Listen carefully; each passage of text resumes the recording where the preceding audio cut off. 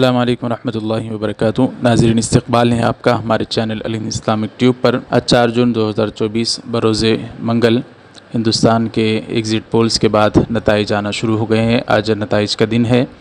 हैदराबाद में असदुद्दीन ओवैसी साहब आलिया मजलिस इत्तेहादुल मुस्लिमीन के मुकाबले में माधवी लता बीजेपी से लड़ रही हैं, लेकिन अल्हम्दुलिल्लाह बड़ी अच्छी खबर ये खुलकर आ रही है कि ओवैसी साहब रुझानात में बिल्कुल आगे चल रहे हैं और क्लियर मामला है ओवैसी साहब की जीत का। उन्होंने ख़ुद फेसबुक पर कुरान पाक की आयत औज़ु बिल्लाहि मिनश शैतानिर रजीम नस्रुम मिनल्लाहि व फ़त्हुन क़रीब पोस्ट की है, जिसका अंदाज़ा ये है कि इंशाअल्लाह उनकी जीत यकीनी है और कितने लाख सीटों से वो जीतेंगे ये देखने वाला मामला होगा।